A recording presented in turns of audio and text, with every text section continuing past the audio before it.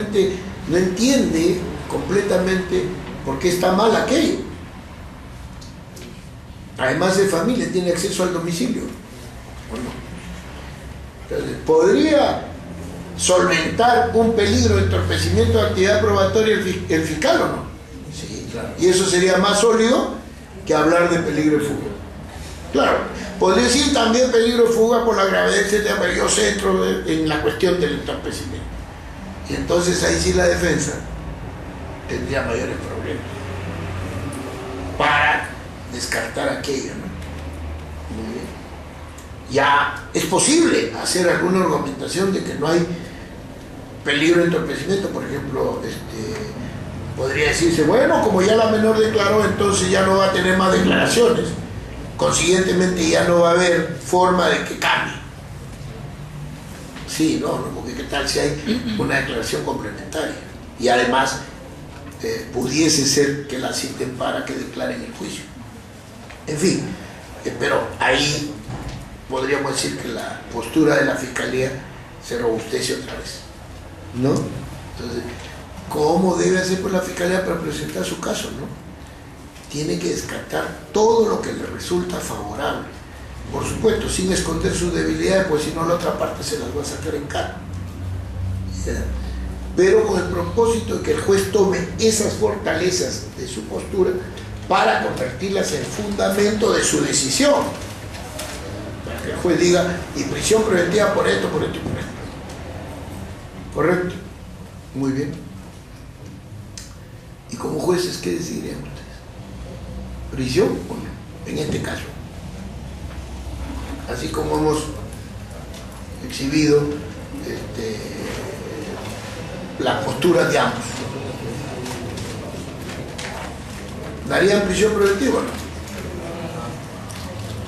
Todo indica que sí, ¿no? Todo indica que sí. Debemos considerar que son graves y fundados elementos de comisión. Está bien, la investigación proseguirá y seguramente se podrá menoscabar uno u otro, pero mientras tanto, sí son graves y fundados elementos de convicción. Segundo, la pena posible grave también, obviamente. Además, por lo que se dijo, no es un delito agravado, ni siquiera es la modalidad simple, sino el agravado por la familiaridad del parentesco. Y hay peligro, no tanto de fuga, pero sí de entorpecimiento de la actividad probatoria. Muy bien. ¿Y algo olvidó la defensa? ¿O algo tendría que hacer la defensa en ese momento o no? ¿Ah?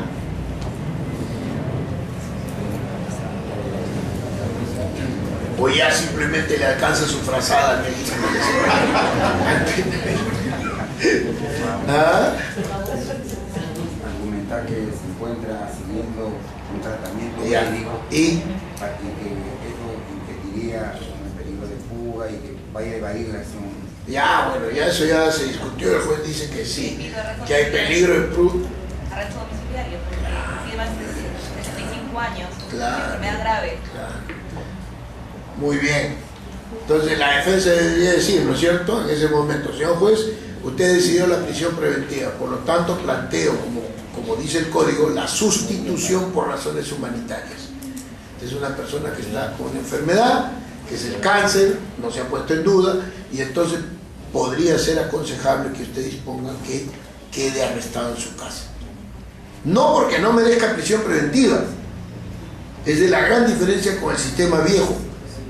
En el nuevo código, la detención domiciliar no es alternativa de la prisión, no es una forma de comparecencia, es una sustitución de la prisión, siempre que haya razones humanitarias.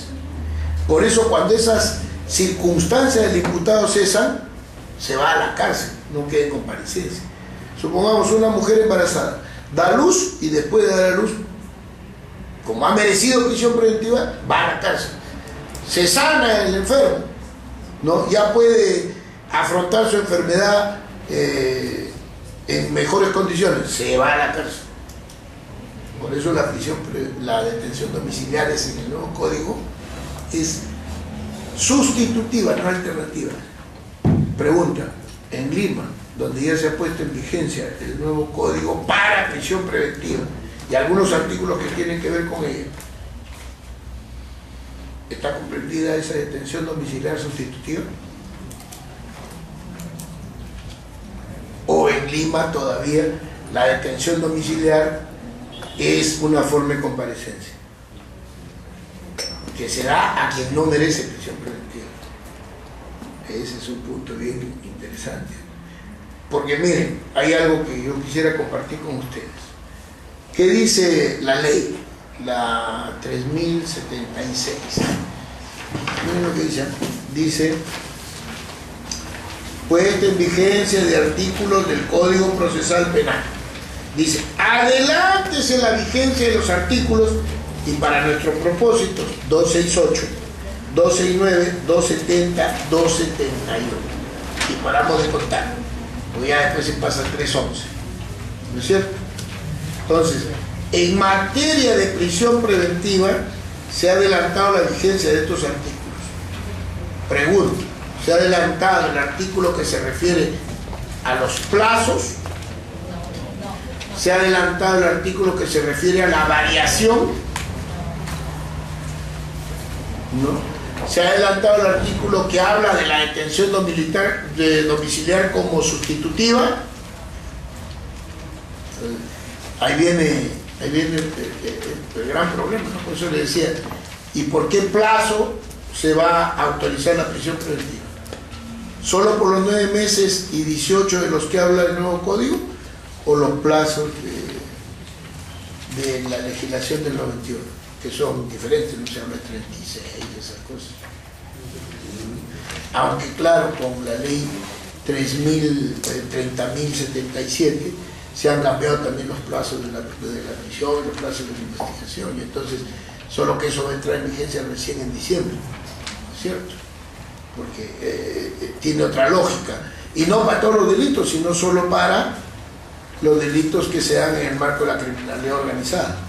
En cambio, la prisión preventiva 268, 271 sí está vigente para todos los delitos, para cualquier delito, ¿no es cierto?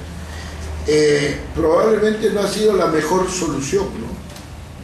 Porque debería haber entrado en todo caso en vigencia el paquete completo, todo lo que tenga que ver con prisión preventiva, pero no solamente han entrado estos pocos artículos, pero eso va a generar problemas.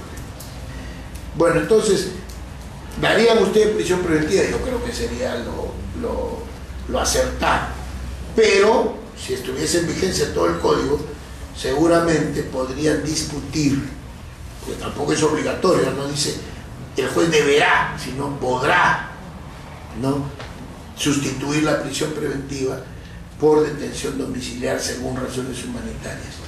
Fíjense, en el nuevo código, lo primero que el juez debe decir es prisión o comparecencia. Si da comparecencia, jamás puede imponer detención domiciliaria. No es posible. O sea, al compareciente, así decidida la medida, el juez no le puede poner detención domiciliaria. Solo cuando el juez dice prisión preventiva, ahí recién puede decir, y la sustituyo por detención domiciliaria. Por lo tanto, la detención domiciliaria es solo para los presos preventivos, que por tener alguna circunstancia, ¿no es cierto?, el juez considera deben quedarse en su casa o en algún otro lugar, ¿no? Siempre que sea posible de esa manera atender el peligro procesal, porque si no es posible, bueno, lamentablemente tendrá que no sustituirse, ¿no? Pero vean cómo en este caso la defensa se olvidó de invocar eso, ¿no?, de pedir y solicitar eso. Todo esto, señores, se explica desde una perspectiva constitucional, como decíamos, ¿no?, proporcionalidad y razonabilidad. Todo esto que hemos hecho ha sido un ejercicio y un test para evaluar si hay razonabilidad y proporcionalidad en poner en cárcel a una persona. No porque se trate de un delito sexual ya está cantada la prisión, ¿no? Si no, imagínense pues cuántos cargos sexuales tenía en contra de Michael Jackson en el último proceso al que fue sometido. 28 cargos sexuales. Sin embargo, él afrontó su juicio en comparecencia, o sea, bajo fianza, ¿no? Le hubiéramos dado comparecencia en el Perú con 28 cargos sexuales. Posiblemente no, posiblemente. ¿Pero por qué? Porque solo nos fijamos en la gravedad de la pena, pero la ley quiere que nos fijemos en todo, en los 3 presupuestos, ¿no? En los 3 presupuestos y no solo en uno, ¿ya? Y que se explique por qué se han configurado estos 3 presupuestos y no hay algo suelto. Pero no es correcto decir que como la pena es grave, deberemos deducir también el peligro procesal, ¿no? Porque si no, ya no sería necesario pues el tercer requisito. Si ya la pena grave presupone peligro procesal, ya para qué pues debatimos peligro procesal, ¿no? Esa es una derivación automática, ¿no? Como hay una pena probable muy alta, ya está el peligro procesal configurado automáticamente. Eso no es así, la ley no dice eso, ¿no? Ahora bien, ¿por qué la mirada constitucional es importante?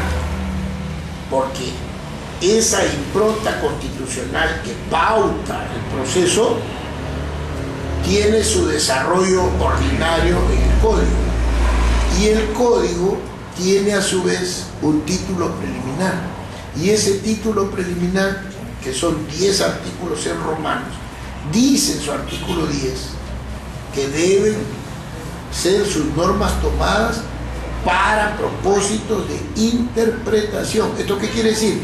Que cuando surja algún problema aplicativo, algún problema de aplicación de las normas del código, hay que resolverlo interpretando el asunto según el título preliminar, ¿no?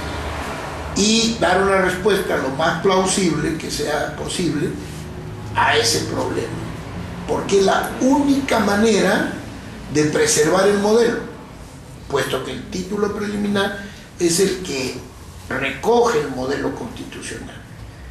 Basándonos en el título preliminar, lograremos resolver los problemas que se ofrezcan en la aplicación de tantísimos institutos. Por ejemplo, detención preliminar, detención domiciliar, comparecencia restrictiva, prisión preventiva. Surgen una serie de problemas. Por ejemplo, se puede hacer una audiencia de prisión preventiva sin el reo, sin el imputado. Sí, ¿no es cierto? Pero ¿de qué dependerá? ¿De qué dependerá que podamos prescindir del reo? ¿Qué dice la ley? Claro, a ver. Alguien ha mencionado al abogado. Muy bien. Yo le pregunto, según el título preliminar y según el código, ¿la defensa es un derecho o una obligación? Es un derecho. Por lo tanto, ¿es renunciable o no? No es renunciable, entonces ¿para qué es un derecho? O sea, es un derecho que de todas maneras tengo que aceptar. No puedo renunciar. Como en Estados Unidos puede decir, juez, ¿sabe qué? No quiero abogado, yo me voy a defender solo. Ah, ya, muy bien. ¿Sabe usted las implicancias? Sí, sí, señor. ¿E insiste? Sí, insiste. Ah, ya, defiéndase usted solo. Porque miren, si en ese país quienes deciden si alguien es culpable o no es el pueblo, o sea, no los jueces, ¿por qué el que se defiende ante el pueblo no va a poder defenderse solo? Sin abogado. Entonces lleva lógica, ¿no? Lleva lógica. Pero por eso en el Perú se reconoce que la defensa es un derecho. Nadie lo niega, está 20.000 veces establecido. Por eso, ¿se puede renunciar o no?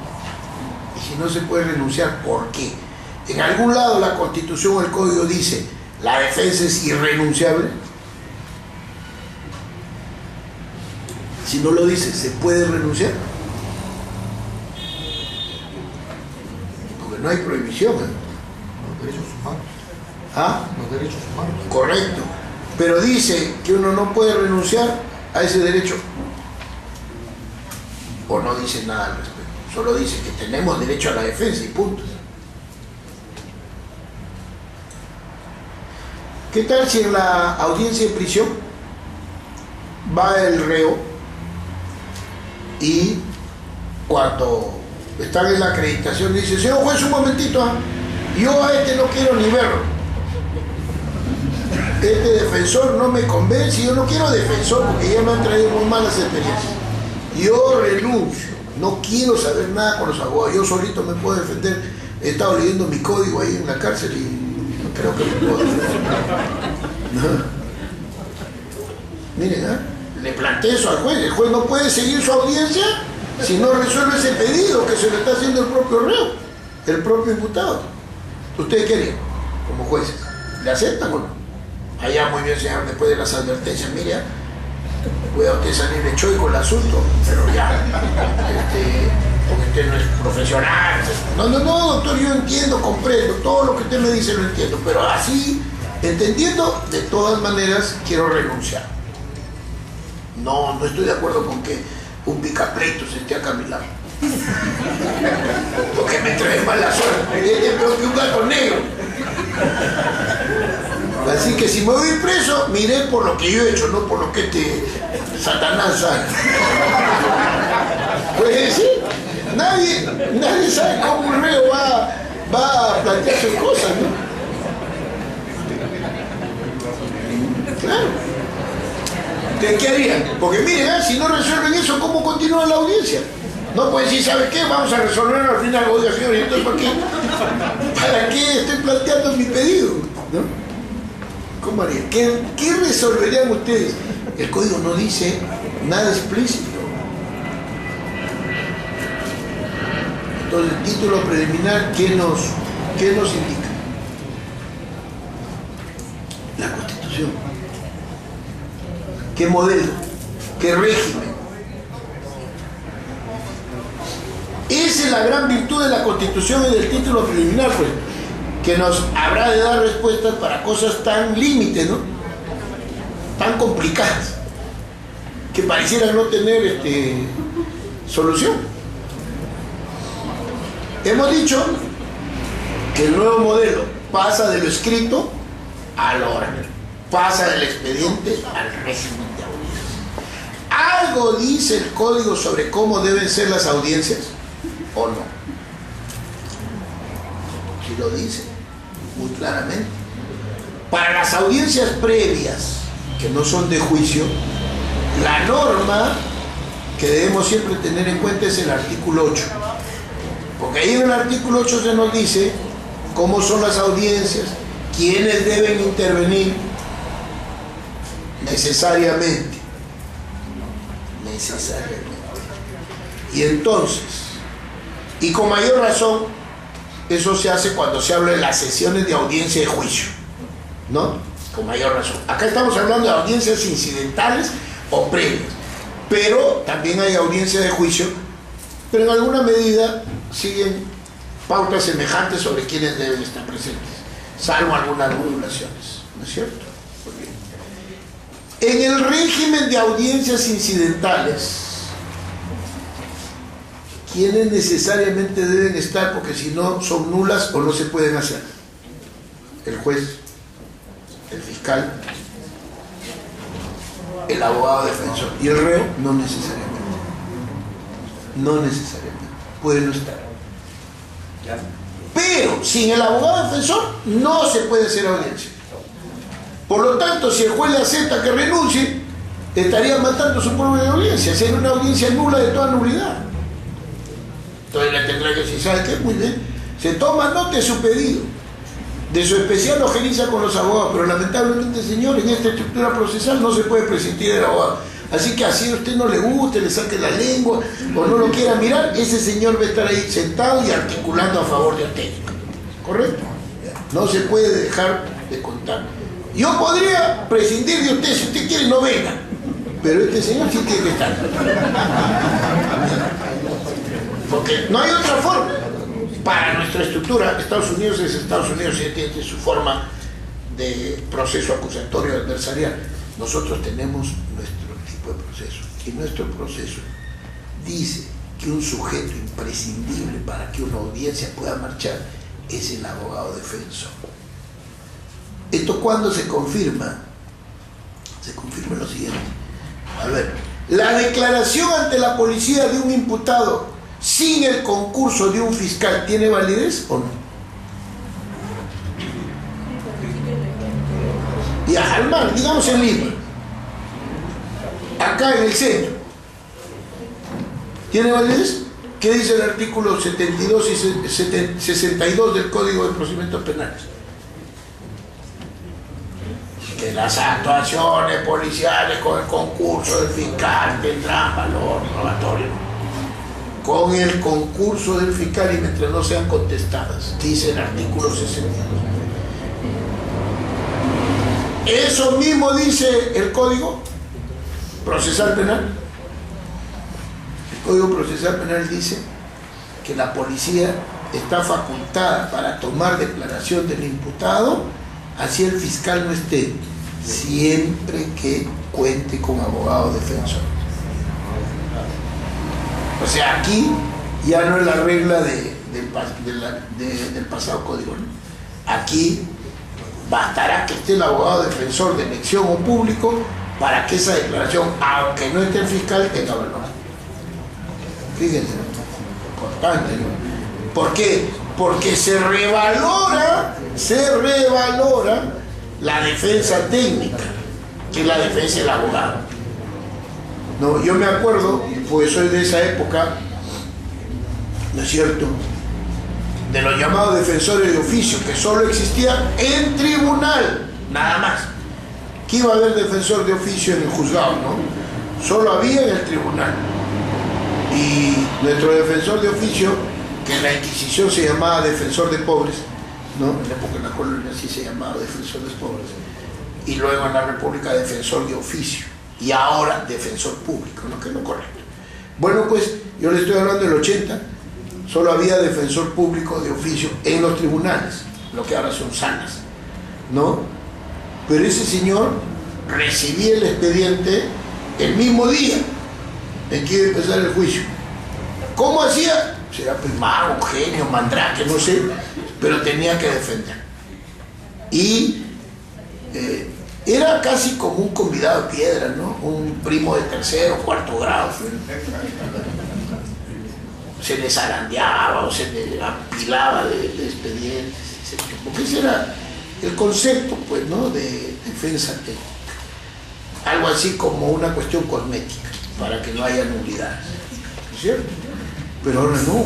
Ahora han visto que el juez puede echar a un abogado si es un necio, un irresponsable, un manifiesto incompetente que está dejando en indefensión a su cliente. El juez lo puede hacer. Observa y ve pues que este caballero es mudo, no habla, no articula, es más, presenta cosas que son torpes. El juez puede decir, acá hay desigualdad, así que esto lo tengo que corregir, ya suspendamos, que salga este caballero y venga otro abogado, ¿no? Sobre todo eso con los abogados de elección, ¿no es cierto? Los abogados de elección. Porque si no va a pasar lo de este último caso de la señora Fefe, pues, ustedes vieron la intervención de los abogados, ¿no? Intervino el defensor del sicario, ¿no? ¿Y qué planteó? Que él no había ido a matar por precio, sino había ido a matar para robar. Y entonces un magistrado le dijo, oiga, un momentito, le dijo, usted está planteando que no lo castiguemos por asesino a su patrocinado, sino por robo agravado. ¿Podría explicarlo? Entonces, ¿qué pena le ponemos? 35 cadena perpetua. Porque por asesino hasta 35. Pero por robo agravado con muerte es cadena perpetua. O sea, usted está planteando que a su patrocinado le echemos cadena perpetua. ¿Cómo el defensor va a hacer eso? Sí, o sea, mejor que se pase a la barra del fiscal, ¿no? Pero eso es lo que puede ocurrir, ¿ya? Si es que la defensa técnica no es revalorada para que cumpla un verdadero trabajo de resistencia ante la persecución, porque eso es de lo que se trata. El fiscal persigue, la defensa se resiste. El fiscal tiene pretensión punitiva, la defensa pretensión libertaria. ¿Quién convencer al juez? Ya ese es un problema de otra índole. El juez es imparcial, no tiene pretensión, ¿no? Escucha a las partes, interviene, busca los esclarecimientos, dirige su audiencia. Y luego, valorando la prueba, dirá quién tiene la razón, absuelto o condenado. O en incidentes, considerará procedente lo que plantea el fiscal o lo rechazará. Entonces, como les decía, ante un planteamiento como este, de que si la defensa es un derecho yo puedo renunciar, obviamente se le tendrá que contestar que según nuestra estructura, que viene dada por la Constitución y que tiene que ver con audiencias, en las audiencias nunca puede faltar un abogado defensor. No se podría hacer una audiencia sin abogado defensor. ¿Ya? Por eso también la ley se ha puesto más estricta aparte de los abogados tramposos, chicaneros, no posterguen y posterguen, ay, me dio cólico, ¿no? Ay, se me rompió el brazo. O si no, ya este abogado no me gusta, nombro otro. Y así estamos como medio año para una audiencia. No, eso ya no es posible. ¿Por qué? Porque es un deber del abogado asistir a las audiencias, participar en ellas, ¿ya? Y si no, debe ser sustituido. Y si es malicioso, amonestado y ser sancionado. ¿Por qué? Porque ya el nuevo código no está para juegos, ¿no? Es lo mismo, audiencia de tutela. La audiencia de tutela intenta proteger los derechos, ¿no es cierto?, de una persona. Los derechos del imputado, porque afirman que no están siendo respetados. Entonces le toca la puerta al juez para decirle, mire lo que está haciendo la policía y el fiscal, señor juez, con mis derechos. Así que usted corrija y rectifique. Pero ¿qué tal si es una banda? Supongamos que son 10 fascinerosos, ¿ya? Y entonces los abogados, no, que no son buenos cristianos, ¿qué hacen? Dicen, vamos a molestar al fiscal, vamos a dificultar su investigación. ¿Cómo? Hay que traer la audiencia de tutela a cada instante. Tú vas a decir tal cosa, que te están ofendiendo tal derecho y lo llamas a tutela. 4 días después yo, 3 días después él. Y así al pobre fiscal lo voy a tener en audiencia de tutela todos los días. Y voy a entorpecer su investigación. Si eso aparece evidente, si eso resulta manifiesto, entonces el juez debe hacer solo una audiencia de tutela. Y ahí advertir, la próxima vez que usted lo vea en esta clase de articulaciones maliciosas, ¿no?, tramposas de lealtad procesal, ya no solo no voy a hacer la audiencia, sino lo voy a sancionar, lo voy a amonestar y voy a castigar. Porque la audiencia de tutela no se puede prostituir, no se puede naturalizar como el habeas corpus, ¿no es cierto? Creer que basta plantearlo por cualquier cosa y ya. No, la audiencia de tutela es para aquellos casos donde por lo menos hay cierto indicio, pues, de que se está faltando a la observancia de un derecho, pero no para entorpecer el trabajo del fiscal, ¿no? Y hay algunos casos en que efectivamente se cree que la audiencia de tutela se puede plantear cuando a uno se le ocurre y por cualquier cosa. No, que el fiscal me ve mal, no me quiere, no me saluda. No, pues eso no tiene nada que ver. Bueno, entonces, como decía, derechos, no pueden renunciarse, como este en la defensa.